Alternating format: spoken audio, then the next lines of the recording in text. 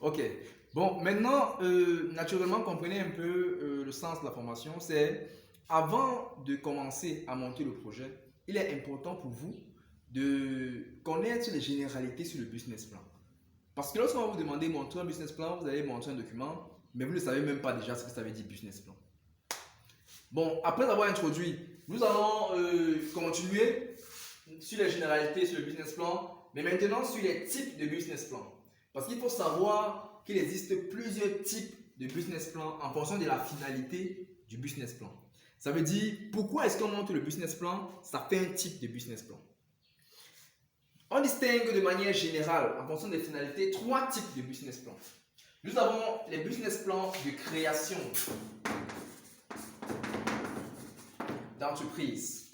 Ça veut dire, là, vous voulez créer une entreprise. Parce que dites-vous bien qu'il est possible de faire trois choses à la fois. Mais maintenant, imaginons que vous avez juste une idée. Vous voulez lancer quelque chose qui n'existe pas. Mais quand il n'existe pas, ça veut dire pas qu'il est nouveau déjà dans le monde. Mais vous voulez créer par exemple un call box d'un endroit où il n'y a pas le call box. Le mot call box existe depuis, mais vu qu'il n'y a pas le call box dans ce carrefour-là, vous êtes en train de vouloir créer un call box à cet endroit-là. Vous voulez créer un call box à côté de notre call box. Vu qu'à côté là, il y a un espace vide où il n'y a pas de call box, vous êtes en train de vouloir créer un call box. Vous n'êtes pas en train de créer l'idée de call box, vous êtes en train de créer un nouveau call box. C'est ça qu'on dit business plan de création d'activité. Ça veut dire il n'y avait pas l'activité, maintenant il y a l'activité. Ça ne veut pas dire construire quelque chose, ça ne veut pas dire vous inventez un nouveau mot. Naturellement, si vous inventez quelque chose, vous avez créé. Mais du moins, retenons ici que créer, ça veut dire mettre quelque chose qui n'existait pas d'abord. Là, on parle de business plan de création d'activité. Et c'est généralement ce que la plupart des jeunes font. Ça veut dire non pas l'activité et ils vont créer, ils vont monter un projet qui dit je vais créer. Et en ce sens-là, tout est prévisionnel ici. Ça veut dire vos ventes sont prévisionnelles parce que vous n'avez pas encore vendu.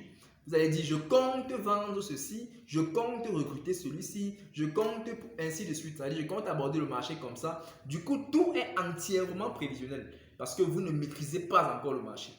Il est possible d'être surpris à un moment donné. Deuxième approche, c'est le business plan de modification.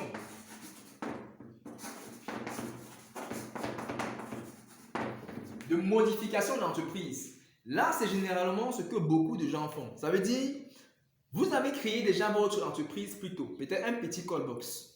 Mais maintenant, vous vous rendez compte que vous avez plus de clients, mais vous n'avez pas beaucoup de téléphones pour pouvoir satisfaire tout le monde. Et vous décidez maintenant d'agrandir votre cabine téléphonique. Là, vous êtes en train de modifier votre entreprise. Vous pouvez modifier soit en agrandissant, soit en fusionnant avec quelqu'un d'autre. Ça veut dire, vous dites, il a son call box, bien, il a son secrétariat à une machine, j'ai mon secrétariat à une machine, on fusionne, on fait un secrétariat à deux machines. Et pour ça, il faut un financement pour pouvoir construire un bâtiment. Là, on est en business plan de modification d'entreprise. Et à ce niveau-là, on agit de deux manières. Il y a prévisionnel et il y a ce qui est réaliste, ce qu'on a déjà vu. Parce que vous avez réussi à vendre. C'est-à-dire qu'en tant que, peut-être en tant que secrétariat, vous avez vendu, vous avez vu vos chiffres. Là, vous parlez de voir ce qu'on a fait. Et dans la deuxième approche, c'est prévisionnel parce que vous dites, lorsqu'on aura fusionné, mais lorsqu'on sera plus grand, on comptera par exemple réaliser plus de bénéfices. Là, on va dire, vous êtes moitié prévisionnel, moitié réaliste, moitié factuel. Du coup, là, c'est ça. Et maintenant, on a une troisième approche, c'est reprise. Reprise d'entreprise. Ça veut dire que quoi? Ça veut dire moi, j'ai mon entreprise, je ne veux plus, je veux vendre. Mais maintenant, vous voulez acheter mon entreprise, mais vous n'avez pas d'argent. Vous montez dans un projet pour demander l'argent pour financer le projet que vous voulez acheter qui est chez moi. Ça veut dire que vous voulez reprendre mon activité avec l'argent qui n'est pas pour vous. Vous montez dans un business plan, vous demandez le financement et vous venez me donner l'argent, vous prenez mon entreprise. Et à ce niveau-là, tout ici est réaliste. Ça veut dire, vous dites, ils vendaient comme ça, ils faisaient ceci comme chiffre, ainsi de suite. Et là, on peut voir, puisque c'est dans le passé, on peut voir ce qu'il a vendu et juger directement l'opportunité.